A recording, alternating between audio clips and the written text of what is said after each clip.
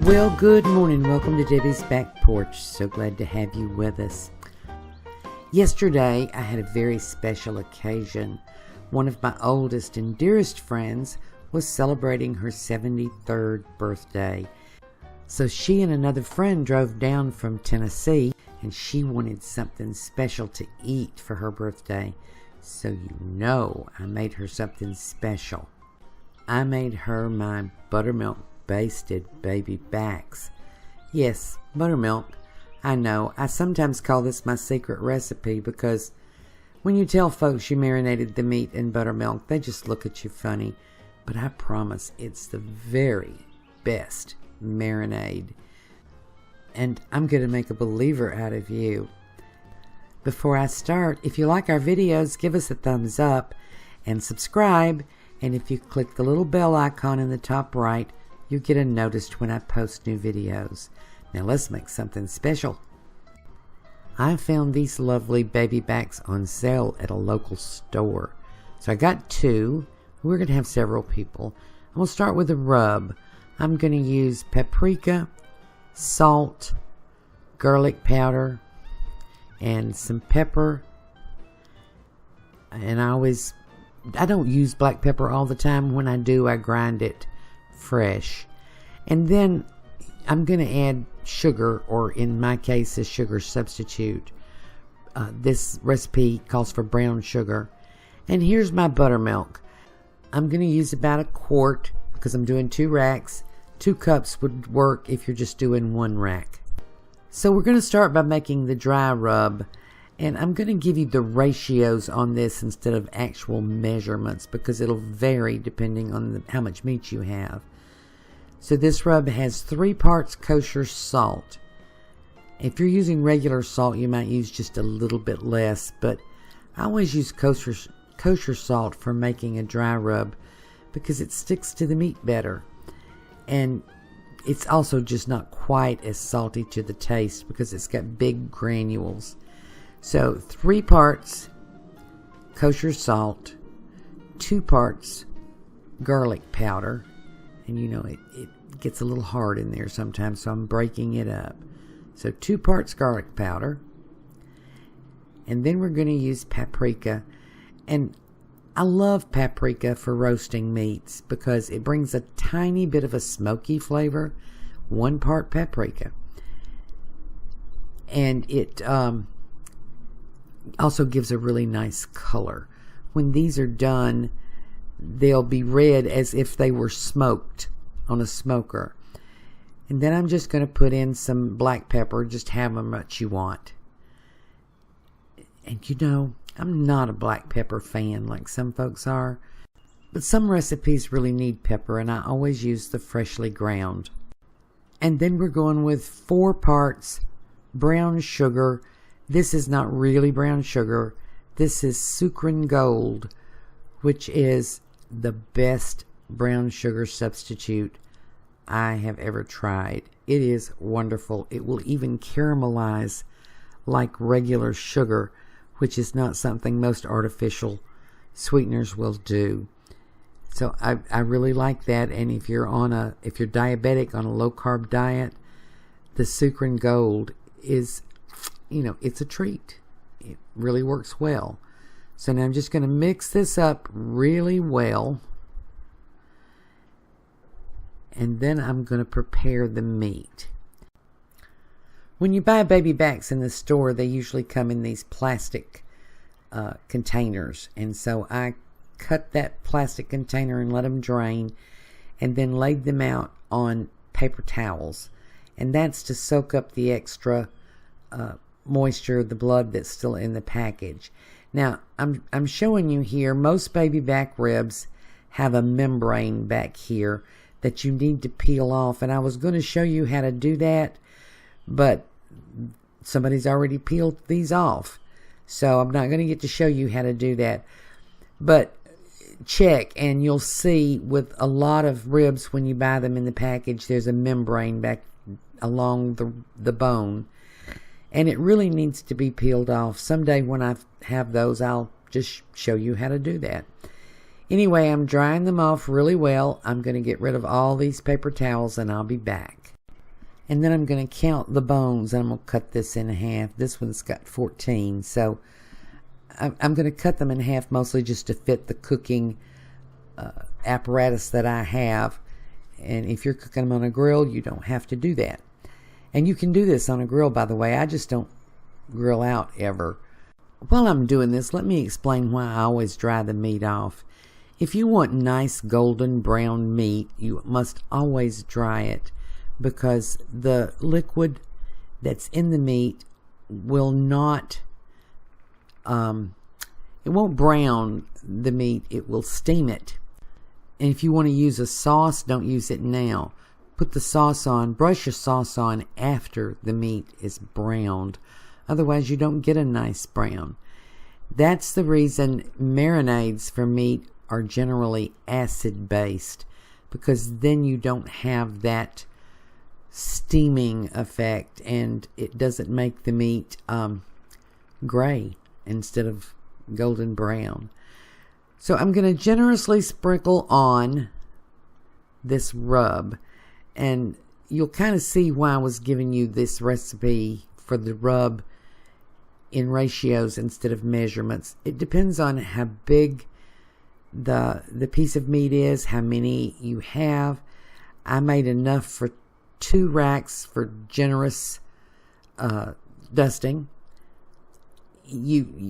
If I wanted to guess how much you would need for just 1 rack, I would say make each part a level teaspoonful.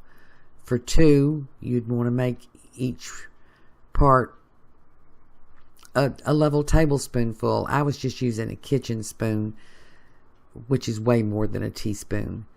So just go by that ratio and kind of guess how much salt you need, and then figure the rest of the ingredients based on that. I hope that made sense. Some folks don't do well unless you give them exact measurements, but when you're working with product, with food that doesn't come in exact measurement, you just have to sometimes eyeball it and estimate, and it'll come with experience.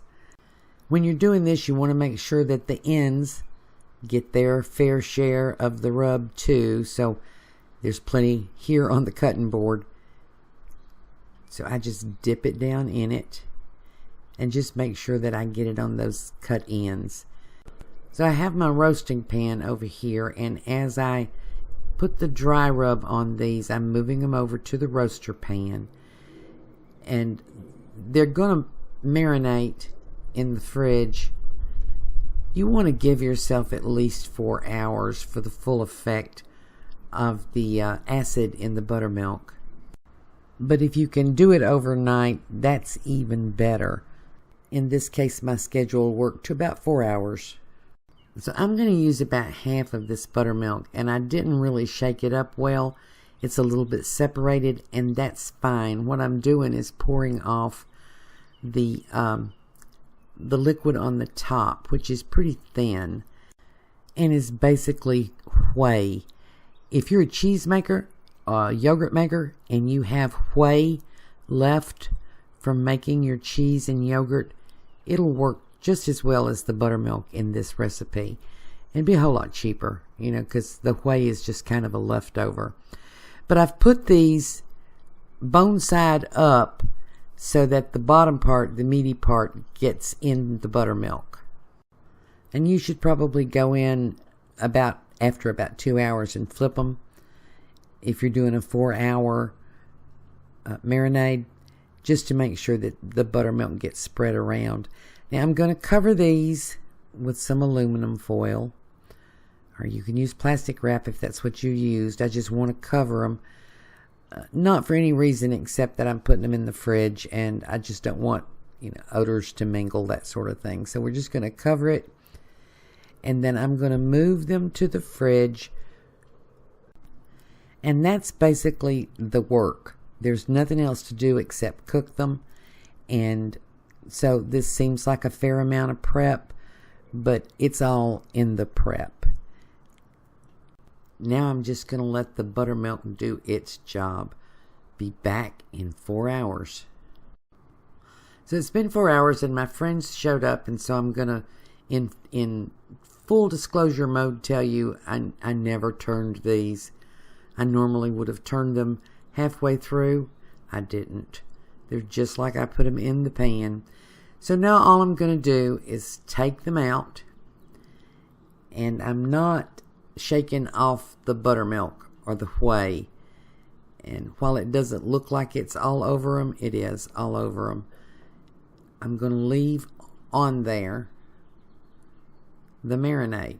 And that's why I call these buttermilk basted baby backs, because basically it's a marinade and a baste, because the liquid is still on the meat, but it's an acid liquid, and so it's not going to steam the meat. It's going to aid it in browning. Now I'll show you my little cooking apparatus for the oven here just a second. I had to wash my roaster first because it's doing double duty. I have these little racks that pop up like this. I got them, I don't know for sure where I got them. I've had them so many years. Probably had them 20 years. I think they have them on Amazon.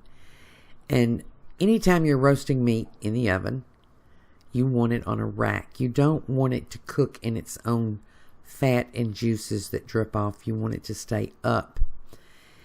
It doesn't have to be this kind of rack. It can be any kind of a rack. It can be a flat rack. And just make sure that you have a rack. Now, I have preheated my oven to 375. I'm going to do just a little more. I'm going to use up the rest of my dry rub.